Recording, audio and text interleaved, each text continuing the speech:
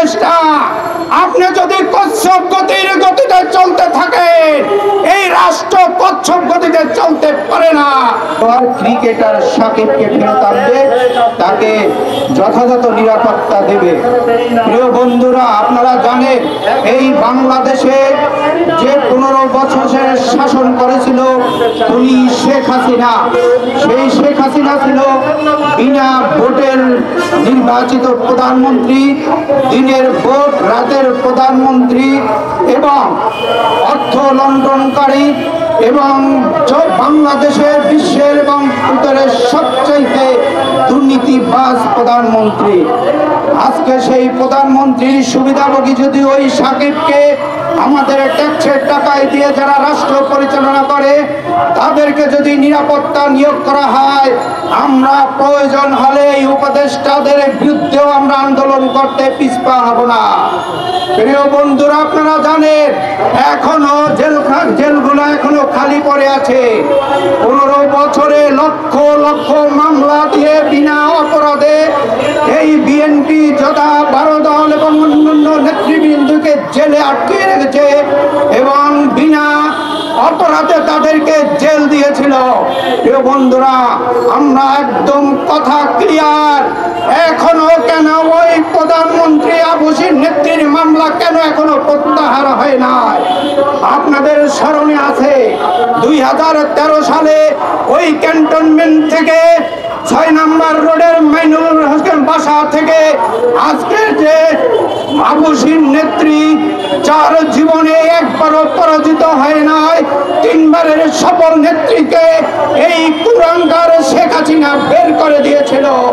সেদিন শুধু বলেছিল আমার দেশের জনগণের নিরাপত্তা এবং আল্লাহর কাছে বিচার দিয়েছিল আমাদের এই প্রধানমন্ত্রী আজকের যে খালেদা জিয়া, সেই ওনার জুলুম মজলুম নেতার যে দোয়া ছিল সেই বর্তমানে আজকে শেখ হাসিনা ছাত্র জনতায় পালিয়েছে।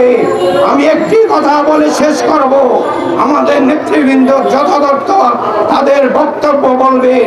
শুধু এটাই বলবো, আজকে এই প্রধান উপদেষ্টা, আপনি যদি কচ্ছপ গতিতে চলতে থাকেন, এই রাষ্ট্র কচ্ছপ গতিতে চলতে পারে না।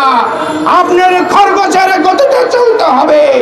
কেন আওয়ামী লীগের ওই দুষ্ট চক্র পাচারকারী, অর্থ পাচারকারী দিনের ভোট রাতে করেছিল, তারা কেন এখনো বাইরে ঘোরাফেরা করে বাংলাদেশের বিরুদ্ধে যারা ষড়যন্ত্র করছে?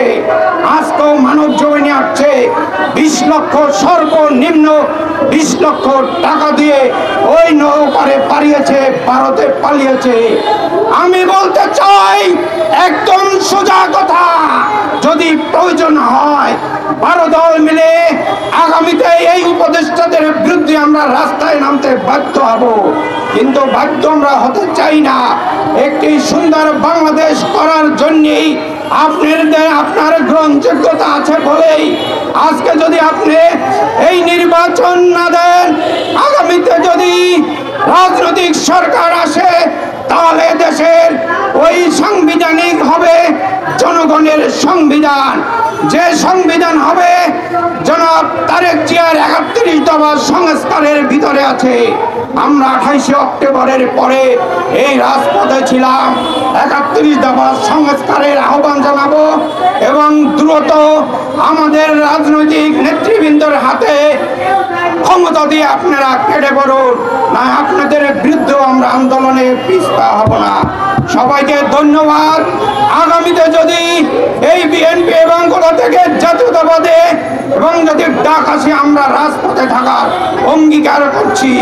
বাংলাদেশ জিন্দাবাদ, বাংলাদেশ লেবার পার্টি জিন্দাবাদ, দেশ বাঁচাও মানুষ বাঁচাও জিন্দাবাদ।